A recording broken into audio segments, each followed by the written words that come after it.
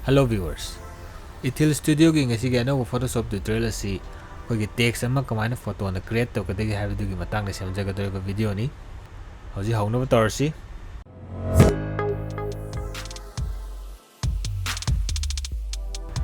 Ngasi gi tutorial asi gi oina Photoshop ta photo thangtalapki step anawa mai tawjage. Amada photo ama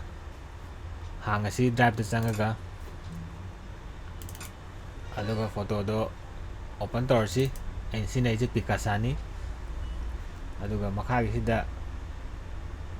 click toraga open with Photoshop CC 2019 sinamaga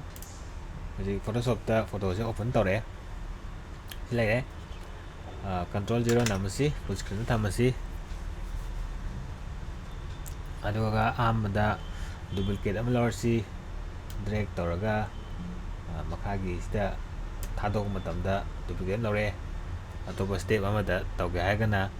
control J keyboard shortcut ni aduga koina text ama irasi text se koi sida click toraga text khalle aduga click tore aina sina isi Photoshop 2019 ni aduna samain tawi aduga irasi ithila nekta hairasi aduga size se kitang chapalasi edit change free transform tore aduga corner da drag toraga chawthoe maikai mari da chawthong na alt name aduga mana chawkhale aduga sida si yalasi tick ta click hole anu move tool khalaga kogi text ki layer si kitang move tore sadi halasi ngasi gi tutorial asi gi oina text color si kemte effect laite aduna ye thangda leiba layer text layer sida pusalaga mouse pusalaga control namaga da click tong matamda kogi text se select tawkre text ki surrounding se close to zoom to yangsi text ki select tawkre aduga mathangi step si layer si hamagi background tu sida amuk laga sida layer marks ta click tong matamda koi changes kra laire adu photo de changes ude adu hide toraga yengsi text layer su hide torsi degi makhagi layer ani su hide torsi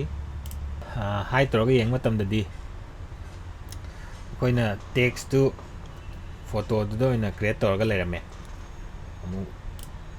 yengasi sigi je hena chongthorok na ba sigi photo sida click toraga sin layer marks ni ko layer marks na taba photo sida click toraga makhagi effect si changaga kogi stroke tang hapchalasi stroke se click tore stroke color se pam toro ara igi sigi oina color se nupi ni na kara feminine no pink kumba khalage aduga okay tore aduga drop shadow se sisu kitang hapchalage si leire drop shadow se dum mouse na dum photo de drag toraga dum mai position chaon gera pihan gera de loi sem yare smain tore adagi magi opacity yam singhan gera singhalo gera su yare aduga sida yahalasi sida okay tore koina hena semni ga su dum mayam yare semba ngasi go ina di halage opacity tanga lekhatke aduga leire drop shadow color si change tawninga su sida click toraga drop shadow se sangbo heningbra daga angangbo heningbra adula sida sem yare yellow heningbra da yare ngasi gi joina de black adum hoilage aduga sida yare pele hare gadi okay torsi aduga makhatang wa layer si layer sini si layer sida kitang distinct oina ba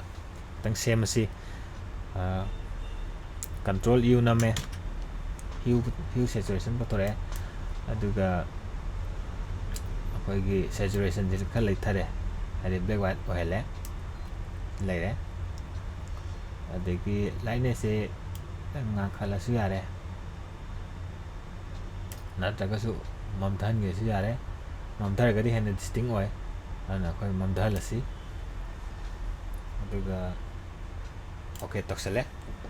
ꯑꯗꯨꯒ ꯐꯣꯇꯣꯁꯤ ꯆꯤꯡꯊꯔꯛꯑꯦ ꯊꯝꯃꯁꯤ F ꯇ ꯅꯝꯕ ꯃꯇꯝꯗ ꯑꯩꯈꯣꯏꯒꯤ ꯐꯨꯜ screen ꯂꯥꯛꯀꯅꯤ ꯑꯃꯨꯛꯀꯁꯨ F ꯇ ꯅꯝꯕ ꯃꯇꯝꯗ ꯄꯨꯔꯥ ꯐꯨꯜ ꯁ꯭ꯀ꯭ꯔꯤꯟ ꯆꯠꯈ꯭ꯔꯦ ꯑꯗꯨꯒ Ctrl 0 ꯅꯝꯃꯁꯤ ꯑꯗꯨꯒ ꯁꯨꯃꯥꯏꯅ ꯂꯩꯔꯦ ꯁꯤꯅꯤ ꯉꯁꯤꯒꯤ ꯐꯣꯇꯣ ꯁꯤꯖꯤꯟꯅꯔꯒ ꯇꯦꯛꯁ ꯀ꯭ꯔꯤꯌꯦꯠ ꯇꯧꯕꯒꯤ ꯚꯤꯗꯤꯑꯣ ꯇ꯭ꯌꯨꯇꯣꯔꯤꯌꯦꯜꯁꯤ ꯃꯇꯥꯡꯁꯤ ꯂꯣꯏꯖꯔꯦ ꯃꯌꯥꯝꯅ ꯈꯪꯅꯤꯡꯕ ꯇꯣꯄꯤꯛ ꯂꯩꯔꯒꯁꯨ ꯃꯈꯥꯗ ꯀꯃꯦꯟꯇ ꯏꯕꯤꯔꯛꯎ ꯑꯩ ꯃꯊꯪꯒꯤ ꯚꯤꯗꯤꯑꯣꯗ ꯇꯣꯄꯤꯛꯇꯨ ꯂꯧꯈꯠꯂꯒ ꯑꯩ ꯇ꯭ꯌꯨꯇꯣꯔꯤꯌꯦꯜ ꯑꯃ ꯁꯦꯝꯖꯔꯛꯀꯦ ꯉꯁꯤꯒꯤ ꯚꯤꯗꯤꯑꯣꯁꯤ ꯃꯌꯥꯝꯅ ꯑꯦꯟꯖꯣꯏ ꯇꯧꯕꯤꯔꯝꯒꯅꯤ ꯈꯜꯂꯤ ꯀꯔꯤꯒꯨꯝꯕ ꯑꯦꯟꯖꯣꯏ ꯇꯧꯕꯤꯔꯕꯗꯤ ꯁꯞꯄꯣꯔꯠ ꯇꯧꯕ ꯑꯣꯏꯅ ꯂꯥꯏꯛ ꯀꯃꯦꯟ ꯑꯃꯁꯨꯡ ꯁꯕꯁꯀ꯭ꯔꯥꯏꯕ ꯇꯧꯕ ꯀꯥꯎꯕꯤꯒꯅꯨ ꯊꯦꯡꯛ ꯌꯨ